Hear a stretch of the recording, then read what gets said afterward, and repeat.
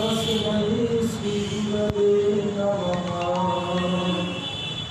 श्रीगुरवे श्रीगुरचन्द्राय सपरिकरयुगलकिशोराय च ब्रजधामाय पुरुषोत्तम क्षेत्राय राधावनाय च नमो नमः। वृन्दायै तुलसीदेव्यै प्रियायै केशवस्य च कृष्णभक्तिप्रदे देवी सत्यवत्यै नमो नमः। एक साथ हरे कृष्ण कृष्ण कृष्ण हरे हरे, हरे राम राम राम हरे हरे।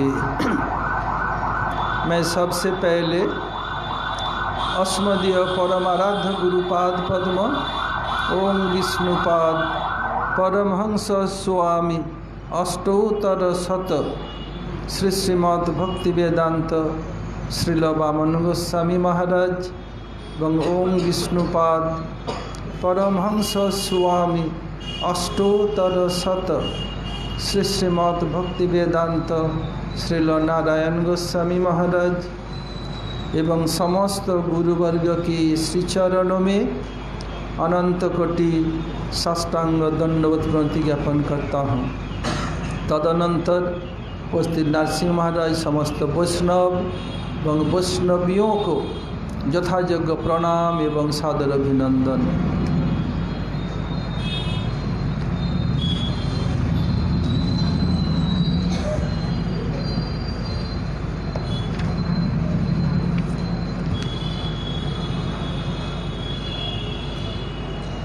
हम लोग माधुर्य कादम्बिनी ग्रंथ से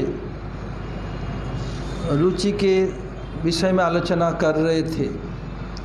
रुचि दो प्रकार है, एक भजन विषयक और पहले बताया वस्तु वैशिष्ट अपेक्षिनी और वस्तु वैशिष्ट अनपेक्षिनी। वस्तु अर्थात भगवान कृष्ण, उनके विषय में जो किसी भी वस्तु का उनका वैशिष्ट का अपेक्षा रखता है। जैसे ठाकुर जी हैं वज्रनाभ के प्रतिष्ठित, बोले इसका अच्छा श्रृंगार नहीं हुआ, ऐसे श्रृंगार ऐसे होगा, बहुत श्रृंगार तो बहुत सुंदर बहुत खुश। ये क्या है? वैशिष्ट के ऊपर वैशिष्ट के लिए अपेक्षा करते हैं। लेकिन भगवान के ऐसे रूप हैं, हम लोगों का अलंकार आभूषण सुंदर सुंदर देने पर हम लोगों का सौंदर्य बढ़ता है, लेकिन भगवान के अंग में कपड़ा लत्ता अलंकार आभूषण देने पर अलंकार का सौंदर्य बढ़ता है, कृष्ण का नहीं। कृष्ण किसी भी रूप का अपेक्षा नहीं करते, स्वयं रूप है। केवल कृष्ण ही स्वयं रूप है, वो रूपवान नहीं, स्वयं रूप है। और कृष्ण के इतर जो जीव है या जड़ है कुछ भी हो, उसमें क्या होता है? रूप को सुंदर देखने के लिए किसी वस्तु का संयोजन करने पर रूपवान होता है। जैसे किसी काली कलूठी लड़की भी हो, उनको अच्छे सजा दिया जाए मेकअप करके, ये पहचान ही नहीं पाएंगे ये वही लड़की थी। लेकिन कृष्ण के लिए ऐसे नहीं। गुरुदेव कहते थे कृष्ण धूल में लोटपट बहुत सुंदर, हमें किसी के लगा दिया शरीर में अच्छा नहीं दिखेगा, लेकिन कृष्ण को अच्छा दिखेगा। धूला में लोटपट उसी में अच्छा दिखेगा। कृष्ण बलराम जब छोटे थे गए गौशाला में जाके गायों का पूंछ पकड़ लिया, गाय भागी, गाय के गोबर में गौमूत्र में लोटपट हो गया। यही नहीं जानते पूछ छोड़ दूंगा बच जाऊंगा, नरबद लीला है। पूरा गोबर में लोटपोट हो गया, उसमें सुंदर दिख रहा है। कृष्ण के रूप को बढ़ाने के लिए जगत के किसी भी वस्तु का प्रयोजन नहीं है। जगत के किसी के वस्तु को अपेक्षा करके जो चाहते हैं ऐसे, तो क्या है? वस्तु वैशिष्ट अपेक्षिनी। और जो वस्तु के कोई परवाह नहीं रखते वैशिष्ट का, किसी वस्तु का संयोजन का, वो है रुचि का वस्तु वैशिष्ट अनपेक्षिणी। अब आते हैं रुचि क्या है। रुचि भजन विषयक और आसक्ति भजनीय विषयक। मेरा मोटा डायरी लाना था। अब आप लोग बताता हूँ भजन किसे कहते हैं और साधन किसे कहते हैं। बोलो नरसिंह, साधन किसे कहते हैं, भजन किसे कहते हैं।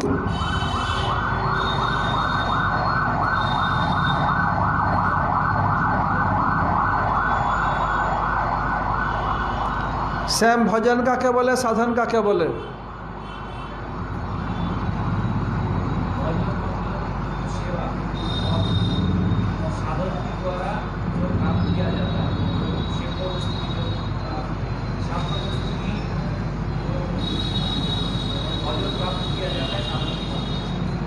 साधन के माध्यम से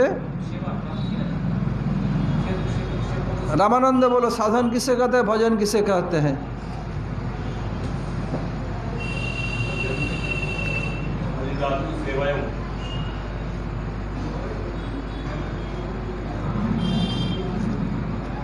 सचिनंदन बोलो, साधन किसे, भजन किसे। जब भगवान भगवत प्राप्ति के लिए या प्रेम प्राप्ति के लिए हमें अपनी इंद्रियों को लगाना पड़ता है, पर अभी मन उसमें अभिनिवेश नहीं हो पा रहा है। हम जबरदस्ती विवेकपूर्वक अपनी इंद्रियों को उसमें लगा रहे हैं तो वो तो साधन हो जाएगा। पर जब रुचि की अवस्था और आसक्ति की अवस्था में जब पहुँचेंगे तो अपने आप बरबस मन, जैसे कल बताया था कि विषय की बातों को छोड़ करके भी भगवत बातों में वो चला जाएगा, तो वो भजन है।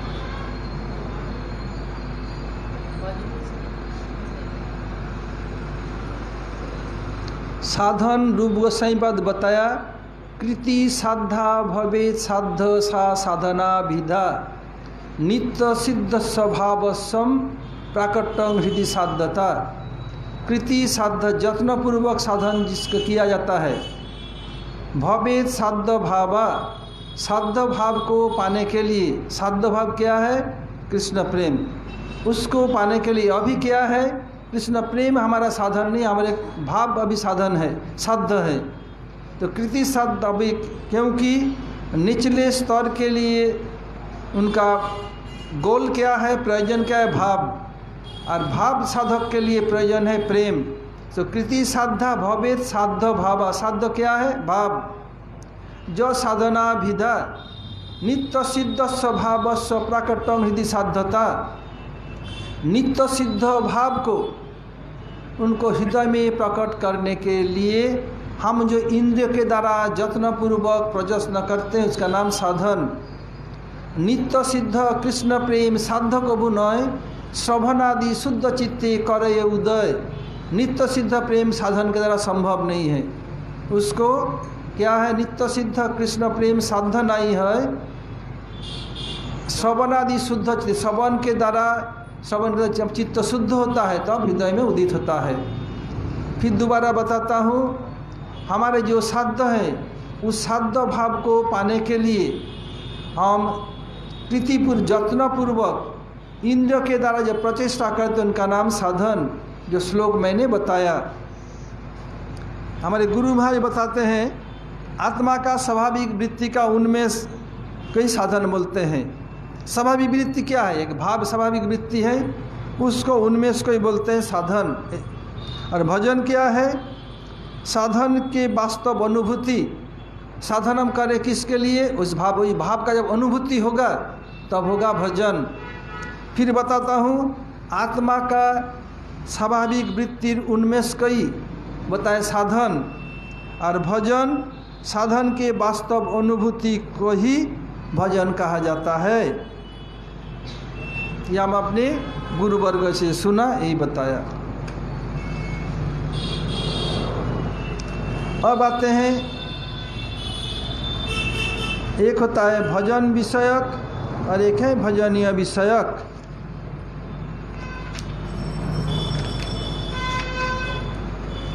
रुचि भजन विषयक।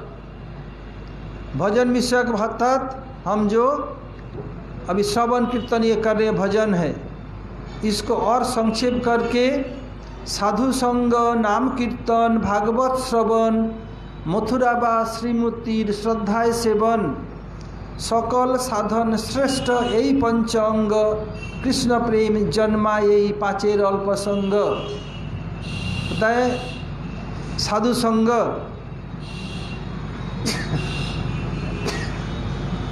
साधु संग, फिर नाम कीर्तन, भगवान के नाम रूप गुण लीला का कीर्तन, भागवत श्रवण अर्थात हरि कथा श्रवण, समस्त ग्रंथों में सर्वश्रेष्ठ श्रीमद् भागवत, इसलिए भागवत श्रवण बताया, वेद श्रवण वेदांत श्रवण नहीं बताया। सबका मूल है अर्थो अयं ब्रह्म सूत्राणाम भारतार्थ विनिर्णय गायत्री भाष्य रूपमसो वेदार्थ परिबृंहित। ब्रह्म सूत्र यानी वेदांत के क्या है अर्थ, ये भागवत क्या है वेदांत सूत्र की जो मेन प्रतिपादित अर्थ है वही भागवत है।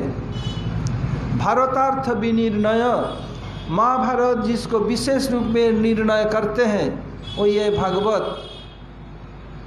गायत्री भाष्य रूपम असो, जितने भी गायत्री मंत्र हैं विशेष करके ब्रह्म गायत्री क्या है, ब्रह्म गायत्री भाष्य रूप, गायत्री के भाष्य स्वरूप है। क्यों? यद्यपि संसार के लोग गायत्री मंत्र को सूर्य के मंत्र समझते हैं, लेकिन ये बात नहीं है। सूर्य जगत को लाइट हीट देते हैं, जीवनी शक्ति, लाइट प्रकाश और हीट गरमाई। ये गरमाई, ये जीवनी शक्ति और प्रकाश न रहे कोई जी नहीं सकते। जिस देश में 6 महीना रात 6 महीना दिन, वो 6 महीना रात के समय बहुत लोग खुदकुशी करते हैं सूर्य के अभाव से, इसलिए इससे हम जीते हैं। सूर्य को कहाँ से मिलता है? सूर्य को मिलता है राधा जी से, और राधा जी देते हैं किसको? सूर्य को। सूर्य हम लोग को लाइट हीट देते हैं। इसलिए क्या है गायत्री भाष्य रूपम असौ, और ये भागवत क्या है राधा जी की महिमा पर ग्रंथ है। इसलिए गायत्री भाष्य रूपम असौ वेदार्थ परिबृंहित, वेद के अर्थ इसमें समाहित है। बताया श्यामलात् सबलं प्रपद्ये सबलात् श्यामं प्रपद्ये। सबल अर्थात शक्ति, श्याम अर्थात कृष्ण। बताए कृष्ण नाम गाने भाई राधिका चरण पाई, राधा नाम गाने कृष्ण चंद्र। संक्षेपे कहिनु कथा घुचाओ मनेर व्यथा, दंडमय अन्न कथा धंद। ये भक्ति विनोद ठाकुर ऋषि का कीर्तन, श्यामं सबलात् प्रपद्ये सबलात् श्यामं प्रपद्ये। ये वेदार्थ परिबृंहित, वेद के ये वेदार्थ विशेष रूप में इसमें विस्तार किया गया है। इसलिए क्या है रुचि है भजन विषयक। तो उसमें क्या है फिर 5 बताया क्या क्या? साधु संग, साधु संग सिवाय कुछ भी संभव नहीं है। हम जो कोड भेजते हैं इसके पास, सचिदानंद के पास, ये सब तुम लोग सुन लेना, तुम लोग का उपकार होगा, बहुत कुछ नॉलेज होगा। नहीं तुम प्रतिदिन सबको बता देना, सुबह क्लास में आके पहले, क्लास के बाद में बता देना। मैं प्रतिदिन बताऊंगा, क्लास के आखिर में बता देना। और क्या है साधु संग नाम कीर्तन। ये नाम कीर्तन कली युग का युग धर्म है। कलो संकीर्त के सबम, और बताया परम विजयते श्री कृष्ण संकीर्तनम। श्री कृष्ण कीर्तन का विशेष रूप में जय युक्त हो। तथा कल युग केवल नाम आधारा, सुमिर सुमिर नर उतर ही पारा। कलयुग में केवल नाम केवल नाम केवल नाम, नाम के छड़ा कोई गति नहीं है, गति नहीं है, गति नहीं है। भागवत श्रवण, जितने भी ग्रंथ हैं, ऋक् साम जो अथर्वांच भारतम पंचरात्रकम मूल रामायण चैव शास्त्रमित्त विधीयते। बट भागवत का तो नाम नहीं है, ये 4 वेद का नाम, महाभारत का नाम, पंचरात्र का नाम नाद पंचरात्र, मूल रामायण वाल्मीकि रामायण, इसका नाम नहीं है तो इसका कैसे शास्त्र माने? ये उन लोगों से भी सर्वश्रेष्ठ इसलिए इनका नाम उसमें नहीं दिया गया है। एक बार सत्यलोक में ब्रह्मा के सभा में समस्त शास्त्र एक तरफ भागवत, फिर भी भागवत का वजन अधिक हुआ, ये दिखाया उसमें। इसलिए भागवत के एक एक अंश को लेकर के ऋग साम यजुः अथर्व महाभारत रामायण सब व्याख्या किया है। भागवत सब का एक साथ जो रूप है वो भागवत है।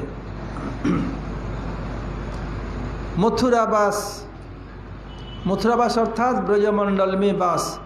मथुरा मतलब कंस के राजधानी में नहीं, ये मथुरा अर्थात मधुबन। ब्रज में 14 वन है ब्रजमंडल में। वेणुगोपाल नाम बोलो। हम की बोललाम 12 वन बोललाम, तो 12 वन नाम की ठीक है, मैं बोला था स्लिप ऑफ टंग भूल हुआ है। बोलो 12 वन। तुम 12 वन का नाम बोलो, 2 वन का नाम मैं बता दूंगा, उपवन का बोलो।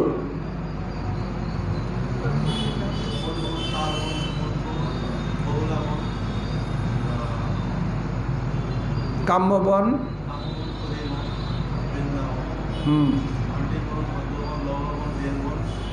महावन बोलो एबारे तो बोले दिल झप करे कि बोला जाए, तो झप करो तो बोले जाओ। तुम बोलो एबारे।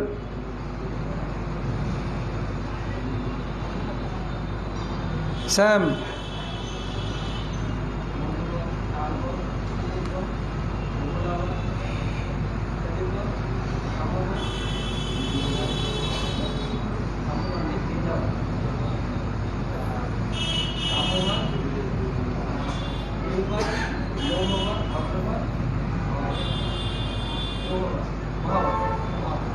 दोबारा बोलो।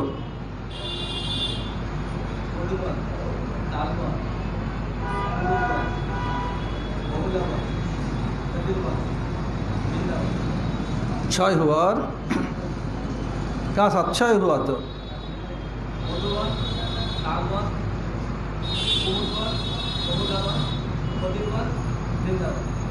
क्षय हुआ।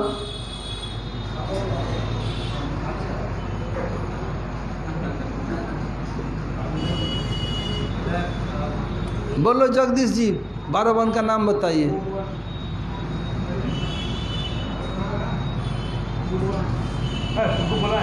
तुम्हारा नाम जगदीश जी है? अच्छा ठहरो ठहरो, जगदीश ठहरिए। बोलो चाचा बोलो पहले।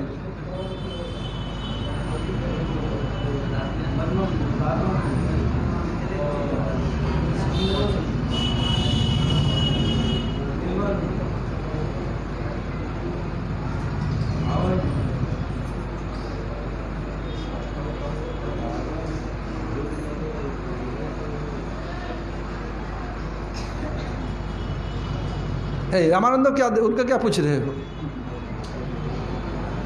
सनातन बोलो।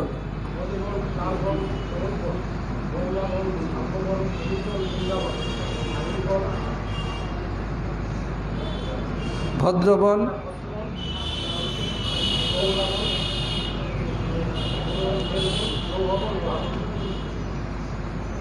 बोलो रमेश। तुम पहले पान खाता था क्या? तो पहले खुद पान में खुदरी दिया जाता, पहले खुदीर वन से शुरू किया। रहे थे मधुबन में और शुरू करे खुदीर वन से।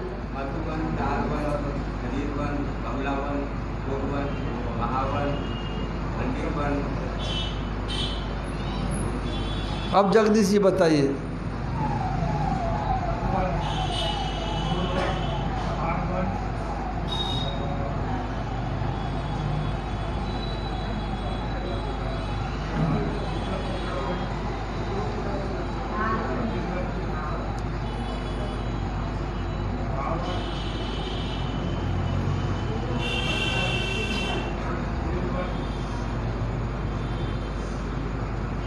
पूरा 12 नहीं हुआ। रामानंद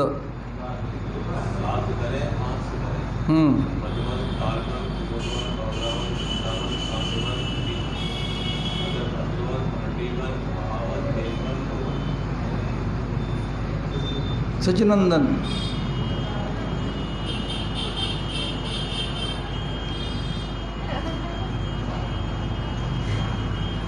तो इसमें बताया ये 12 वन जो है, इसमें भागवत में मथुरावास क्यों बताया? और किसी बास बता सकते थे? मथुरावास कहने पर ब्रजमंडल में वास को समझना पड़ेगा। ये ब्रज को माथुरमंडल, ब्रजमंडल या वृंदावन ये सब कहा जाता है। और मथुरा में मधुवन, पहला वन है मधुवन, इसलिए मथुरावास बताया। मथुरावास कहने पर ब्रज मंडल के किसी भी स्थान में वास को समझना पड़ेगा। और मथुरा के लिए बताया जत्र सन्निहितो हरि, जहाँ हरि सब समय निवास करते हैं। और बताया दीनम एक निवासेन हरो भक्ति प्रजायते, केवल एक दिन निवास करने पर हरि में भक्ति होती है, भगवान में। बहुत मथुरा की महिमा शास्त्र में बताया गया है, इसलिए मथुरावास। हमारे गुरुवर्ग गोस्वामी वर्ग हमसे करोड़ों गुण बुद्धिमान है, वो ऐसे नहीं बता दिया। भागवत रूप गोस्वामी पाद अपने भक्त सिंधु में कुछ कारण तो है, तभी तो बताया। और मथुरा देवी के महिमा कितने सुंदर वर्णन किया। और बताया मथुरा श्रीमूर्ति श्रद्धा सेवन, मूर्ति सेवा के क्यों बताया? मूर्ति से माने शिव विग्रह सेवा करने पर साधक का जीवन नियंत्रित होता है। मंगला है, मंगला के लिए क्या करना पड़ेगा? पहले जगना पड़ेगा, तो मंगला करोगे कैसे? इसलिए हमारे समय गुरुदेव सबको अर्चन और रसोई 2 तो सीखना पड़ता सबको, कंपलसरी, और करना पड़ता था सबको। ऐसे नहीं, अर्चन नहीं सीखने पर क्या जीवन नियंत्रित नहीं होगा। भोग लगाओ कैसे? बिना भोग खाओगे कैसे? ये जानना पड़ेगा। इसलिए श्रीमूर्ति श्रद्धा सेवन, नहीं तो बूढ़ा कोई गोविंदाय नमः चलेगा नहीं। श्रद्धापूर्वक बताया करना पड़ेगा, तब जीवन नियंत्रित। नहीं तो क्या है, मंगला हो जाए 4:30 या उठे 8 बजे, थोड़ी चलेगा, अपराध हो जाएगा तो क्या होगा। इसलिए early bed and early rice make a man healthy wealthy voice, जल्दी जगो जल्दी सो जाओ, कोई ज़रूरत नहीं रात जगने की। सुबह उठ कर के साधन भजन जितने सुंदर रूप में सुचारू रूप में होता है, रात में हो नहीं सकता है, क्योंकि सुबह है सात्विक समय, ब्राह्म मुहूर्त लेकर के कुछ देर तक सात्विक भाव रहता है। और जितना समय बढ़ता जाएगा धीरे रजोगुण का प्रभाव बढ़ता जाएगा, और रात में तमोगुण का प्रभाव बढ़ता है। तो जो ऐसे बहुत उच्च स्थिति के साधक, उनके लिए ये उनका सब समय निर्गुण है, उसके कोई कुछ बाधा नहीं दे सकते, वो सब समय उनका निर्गुण अवस्था में रहते हैं। लेकिन साधारण साधक के लिए क्या है, कुछ ही विषय देख लीजिए आप, श्लोक याद नहीं हो रहा है, सुबह उठ कर कीजिए, जल्दी याद हो जाएगा। ये सात्विक समय है, मौन शांत रहित ही रहता है, जल्दी हो जाएगा। तो बता श्रीमूर्ति फिर उसको संक्षेप करके श्रवण कीर्तन स्मरण, फिर कीर्तन। फिर रूप गोसाई बता रहे हैं दुरुहाद भीते बीर्जेस्मिन श्रद्धा दुरेस्तु पंचके जत्र स्वल्पोपि संबंध सद्यांग भाव जन्मने। बताया दुरुहाद्भुत वीर्यस्मिन, ये 5 जो बताया इसमें इतने अधिक शक्ति है। श्रद्धा दूरे वस्तु पर, श्रद्धा भी इनके प्रति न हो, थोड़ा सा संबंध हो जाए, भाव हृदय में उदित होगा। किसके लिए? टीका में बोल रहे हैं निरापराधानाम चित्तनाम, जो निरापराध साधक हैं उनका ये थोड़ा सा संबंध हो जाए, हृदय भाव उदित हो जाएगा। इसलिए इतने ये मूल्यवान है। इसलिए पहले भजन में हो। भजन किसके लिए करते हैं हम? कृष्ण के लिए, तभी भजनीय के प्रति होगा। ये रुचि होता है भजन के लिए, भजन के ऊपर अधिक ट्रेस दिया जाता है, और आसक्ति में भजनीय के प्रति दिया जाता है ट्रेस। भजन विषयक रुचि क्या होता है? रुचि और गाढ़ा हो करके जब भजनीय कृष्ण को ही विषय बनाती है, तब उसको आसक्ति कहते हैं। रुचि नष्ट नहीं होता है, रुचि धीरे धीरे गाढ़ा हो करके क्या होता है, वो आसक्ति होती है। जैसे साधारण जगत में गन्ना से गन्ने का रस, फिर उसमें गुड़, फिर चीनी, फिर मिश्री, सीता मिश्री में गन्ना नहीं रहता है, ना गन्ने का जूस रहता है, न गुड़ रहता है, न चीनी, कुछ नहीं, एक ही है। लेकिन भजन में कोई आसक्ति भाव भी पहुंच गया है, उनके अंदर आसक्ति भी, रुचि भी, सब कुछ श्रद्धा से लेकर के सब कुछ विद्यमान रहेगा। वही श्रद्धा गाढ़ा होते होते बढ़ रहा है। महाभाव के सबसे छोटा फ्रैक्शन है श्रद्धा। महाभाव में श्रद्धा रहेगा नहीं, हो नहीं सकता है। जागतिक वस्तु में ये नहीं होता है। रूपांतर होने पर पहले जो था वस्तु उसका नहीं रहा, और किंतु भजन में सब रहता है। यद्यपि तुम लोग के थोड़ा टेढ़ी खीर है, नहीं, इसको जानना ही पड़ेगा। ये आसक्ति भक्ति कल्पलता के स्तबक भाव को प्राप्त कर अति शीघ्र ही भाव रूप पुष्प और प्रेम रूप फल को उत्पन्न कर सूचना देती है। आसक्ति हो गया तो सोचो क्या होगा, ये भाव शीघ्र होगा ही, और भाव हो गया तो प्रेम होगा। इसमें तुलना क्या दे रहे हैं, एक स्तबक भाव, अर्थात फूल आने के पहले पत्ता थोड़ा छोटा होता है, तब समझो जो एक्सपर्ट है समझ जाए। जैसे उदाहरण दे रहा आप लोग समझने के लिए, जब गाछ में केले का फूल आने का समय होता है, पत्ता बड़ा नहीं होता है, छोटा पत्ता निकलता है, फिर केले का फूल निकलता है। देखे चाहे तुमरा, तो छोटा पत्ता में जब जाता बताए अब केले का फूल, महाराज जी बोले महाराज कैसे, बोले हम लोग जानते हैं, देखा इसलिए। ऐसे ही जब रजनीगंधा का फूल है, उनका शीश निकलने के पहले फूल पत्ता छोटा होता है, वो देख के हम समझ जाते हैं इसमें अब शीश निकलेगा, फूल होगा। बोले इसको स्तबक भाव बोलते हैं। सब में समझ में, बहुत में समझ में आ जाता है। जैसे धान का फूल, धान के पौधे में, गेहूं के क्या होता है, पता चल जाता है अब इनका वो गेहूं का इसका बाल निकलने वाला है। सब लोग समझ नहीं पाएगा। धाने शीश जखन बेरो, हाँ, वो ज़्यादा किसान तारा जाने, इसके बाद स्तबक की भाव। ये आसक्ति क्या है, भक्ति कल्पलता के स्तबक भाव। भक्ति कल्पलता क्यों बताया, भक्ति के पास जो मांगेंगे वही दे देंगे। कल्प अर्थात जो कल्पना करते हैं, जैसे कल्पतरु, कोई भक्ति करते हैं, भक्ति करके कोई भोग मांगता है, मोक्ष मांग दे देते हैं आसानी से। लेकिन कृष्ण कह रहे हैं कि मागे विषय सुख,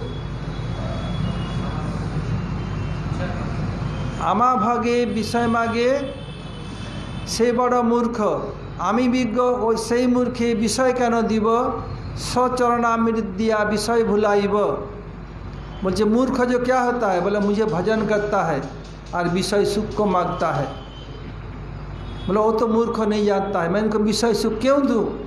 अपने सचरणामृत, अपने चरण की सेवा दे करके उनको विषय को भुला दूंगा। तो इधर किसको, उसमें टीका में बता रहे हैं, जो सद्गुरु चरणाश्रय किया हो, साधु संग में रहता हो, दूसरे का चुगली ये सब निंदा वंदना में नहीं रहता है, उसके लिए कृष्ण बोल रहे उसको मांगने पर भी विषय नहीं दूंगा। वो विषय रूप विष को मांगता है, मैं नहीं दूंगा, अपने चरणामृत दे के विषय को भुला दूंगा। किसके लिए, जो सद्गुरु चरणाश्रय किया हो और साधु संग में रहता हो, उसके लिए बताया। आज देखा एक भक्त झीना में चुपचाप छिपा खड़ा है, उससे मुझे कोई देख नहीं रहा है, फिर थोड़ी देर है दौड़ के आके बैठ गया। मैं उस साधक का नाम नहीं बताऊंगा, भक्त का। अरे चुपचाप खड़ा रहने की जरूरत क्या है, पता है झीना में चुपचाप खड़े हैं, पगड़ी दिख रहा है मुझे, मैं तो समझ गया कोई एक भक्त है, फिर दौड़ तो चुपचाप बैठ गया। तुम्हें तुम्हारा काम है, तुम बाद में हर्जा क्या है, आगे प्रणाम के बैठ जाओ, मैं भक्त का नाम नहीं बताऊंगा। मेरा चारों तरफ आग रहता है।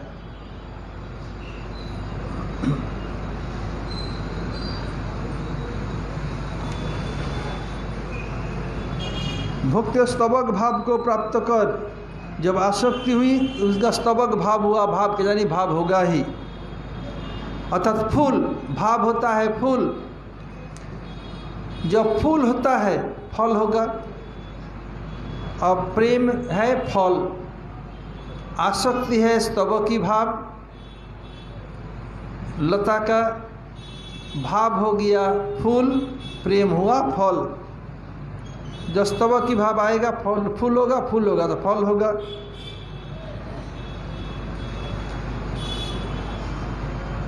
रुचि भजन विषयक और आसक्ति भजन विषयक होती है। रुचि में प्रधान रुचि भजन में, और आसक्ति में प्रधान भजन के प्रति, यानी रुचि में भजन श्रवण कीर्तन स्मरण बंदन, एक एक के सब में रुचि एक साथ नहीं होगा।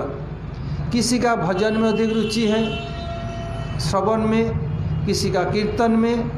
ये जो 64 आर्ट्स है, कला है, इसमें सब भक्ति के अनुकूल है।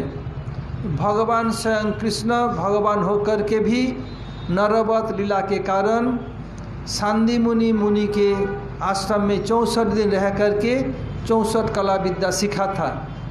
ऐसे सब एक एक कला है, ये सब भक्ति के अनुकूल है।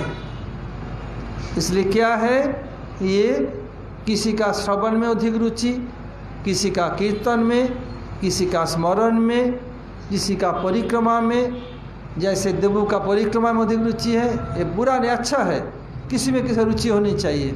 किसी को ठाकुर जी श्रृंगार में, किसी का रंधन में, ये सब 64 आर्ट है, इसमें किसी एक में अधिक रुचि होनी चाहिए, तब हो जाएगा काम। धीरे धीरे और में अपने आप रुचि होता जाएगा।